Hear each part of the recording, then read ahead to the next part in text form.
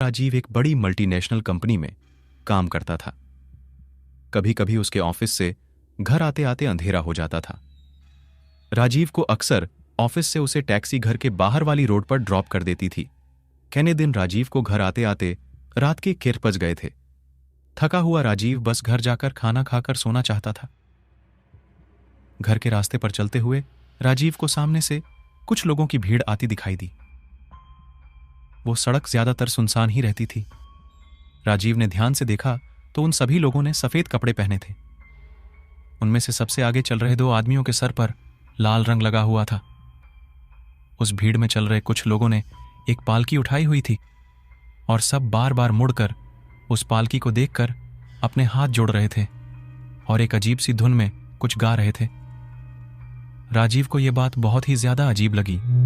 उसे समझ नहीं आ रहा था कि आखिर इतनी रात में किस भगवान की पालकी ले जाई जा रही थी।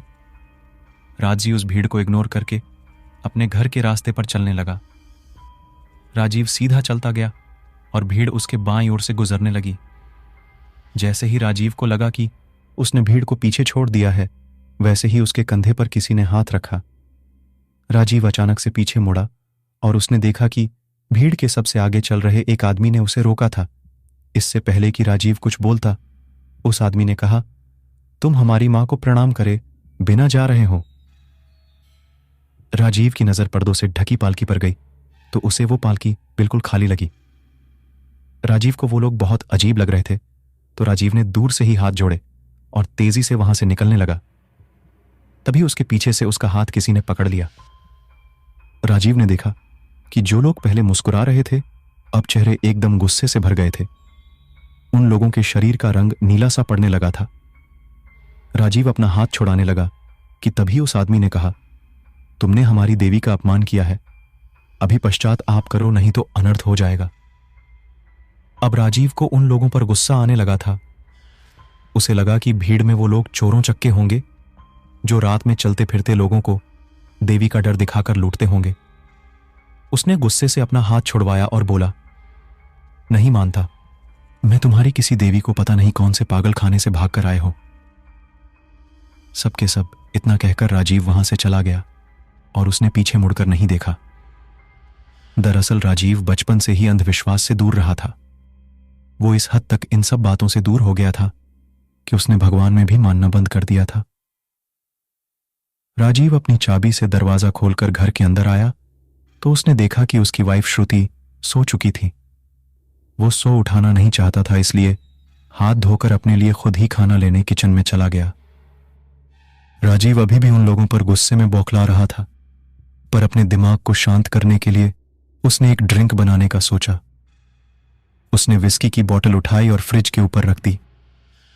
फिर वो फ्रीजर से बर्फ निकालने लगा। तभी उस फ्रिज पर एक रिफ्लेक्शन में दिखा के उसके पीछे एक आदमी खड़ा है।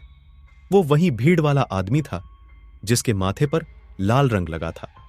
अचानक उसकी रिफ्लेक्शन देख राजीव घबरा गया और फ्रिज के ऊपर रखी बोतल फ्रिज से सीधा उसके पैर पर आकर गिरी। उस बोतल के टुकड़े टुकड़े हो गए और उस बोतल से निकला कांच उसके पैरों में घुस गया।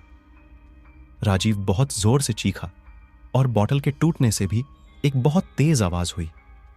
परस्ती अपनी नींद से नहीं जगी, वो उठकर किचन में नहीं आई। राजीव की दर्द से हालत खराब हो रही थी और वो श्रुति को आवाज दिए जा रहा था। तभी राजीव को उसी गाने की आवाज आने लगी जो गाना पालकी ले जा रहे लोग गा रहे थे।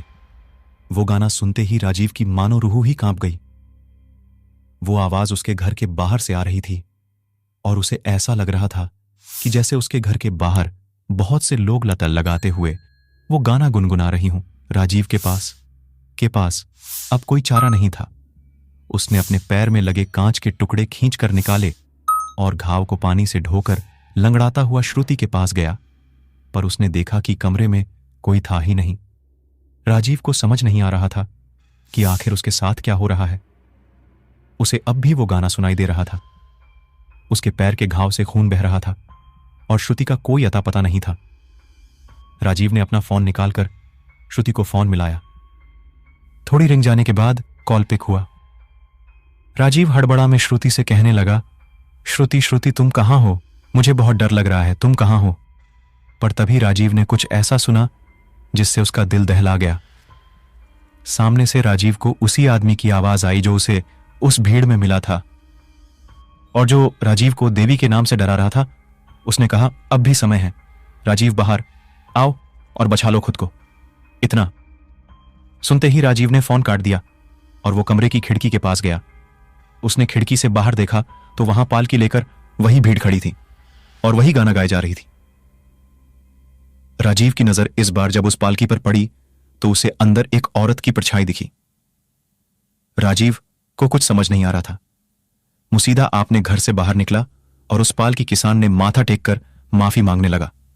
उसने कहा, देवी मां मुझे माफ कर दो, मुझसे बहुत बड़ी गलती हो गई है।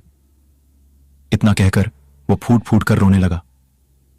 कुछ देर बाद उसने देखा कि उसके आसपास एक अजीब सा सन्नाटा हो गया था। उसने अपना सर जमीन से उठाया तो देखा कि उनको उसी रोड पर बैठा था जहां पर उसे वो पालकी पहली बार दिखी थी। उसने अपना फोन निकालकर टाइम देखा तो रात के 1:30 बज चुके थे। राजीव के पैरों में भी कोई चोट नहीं आई थी। राजीव जल्दी से अपने घर की तरफ भागा। जब वो घर पहुंचा तो श्रुति जगी हुई सोफे पर बैठकर टीवी देख रही थी। राजीव को कुछ समझ नहीं आ रहा था, लेकिन फिर भी श्रुति को देख उसकी जान में जान आई। जब उसने श्रुति को पूरी बात बताई तो श्रुति को लगा कि थकान की वजह से राजीव को वहम हो गया होगा। भले ही किसी ने राजीव की बात पर विश्वास ना किया हो, पर राजीव तब से भगवान और हर तरह की सुपरनेचुरल चीजों पर विश्वास करने लगा। अगर आपको ये वीडियो अच्छी लगी तो हमारा channel the eagle mindset story subscribe करना बिल्कुल मत भूलना।